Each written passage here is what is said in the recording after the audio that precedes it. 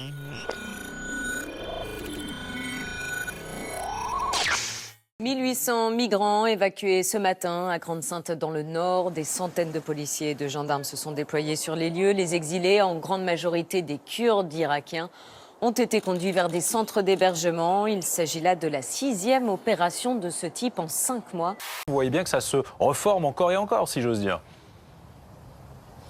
Mais nous maintiendrons des forces de l'ordre sur place ici pour que justement ça ne se reforme pas. Si j'entends votre question, vous m'invitez à dire on laisse faire, on ne fait rien. Moi, je ne suis pas ici pour ne rien faire et pour laisser faire. L'Italie refuse de revenir en arrière sur ses prévisions de budget 2019, du coup, et c'est une grande première. La Commission européenne a retoqué son budget qui augmenterait la dette publique. Conséquence, selon les règles européennes, l'Italie a 3 semaines pour revoir sa copie sous peine de s'exposer à des sanctions financières qui pourraient atteindre 3,4 milliards d'euros. Ça n'était jamais arrivé jusqu'à présent. C'est un moment fort et grave, d'ailleurs, pour nous. Mais ça n'est pas la fin du dialogue, c'est le début d'une autre phase de ce dialogue. Vous faites les poches des Français qui sont contraints de prendre leur véhicule, soit parce qu'ils habitent à la campagne, soit parce qu'ils n'ont pas accès au transport en commun. 55 milliards prélevés, 10 milliards qui vont à la transition énergétique. Et c'est la raison pour laquelle les gens se disent qu'il y a une arnaque. Il faut prendre des mesures concrètes, c'est ce que nous faisons depuis 1 an et demi. Ces mesures, elles touchent à ce qu'on appelle la fiscalité écologique. Il faut qu'on ait des mesures très fortes, il faut qu'on change en profondeur nos comportements et la mobilité est un facteur clé puisque elle contient à elle seule 30% des émissions de gaz à effet de serre. Nous avons indiqué très tôt que nous devions donner une trajectoire carbone affichée, qu'elle devait même être, Madame la Présidente, et vous le savez parfaitement, qu'elle devait même être visible, prévisible et irréversible. Sur la thématique du pouvoir d'achat, ce gouvernement est complètement à la ramasse. Le président qui se disait être le président de la feuille de paye ne sera plus qu'une chose, celui de la feuille d'impôt malheureusement.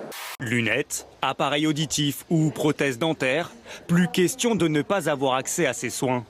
Pour cette réforme débattue aujourd'hui à l'Assemblée nationale, le gouvernement a négocié avec les complémentaires santé et a obtenu leur engagement de ne pas augmenter les prix. Le gouvernement, en matière de pouvoir d'achat, nous raconte n'importe quoi. Ça fait 1 an et demi que ces gens-là sont au gouvernement, ça fait 1 an et demi que le pouvoir d'achat des Français recule. La consommation a baissé. Les assureurs pourraient quand même répercuter une partie du coût de la réforme sur leurs clients.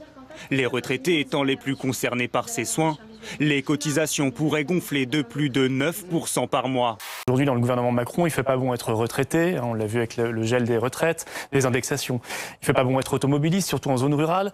Et il ne fait pas bon être étudiant et voir ses APL baisser. Donc je veux dire, le pouvoir d'achat, évidemment que non. On continue le matraquage fiscal à tout va.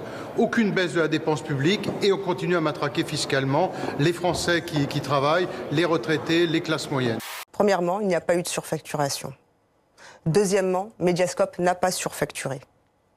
Troisièmement, il n'y a pas eu de détournement de fonds publics. Quatrièmement, il n'y a pas d'enrichissement personnel. Je vais maintenant reprendre mon calendrier normal.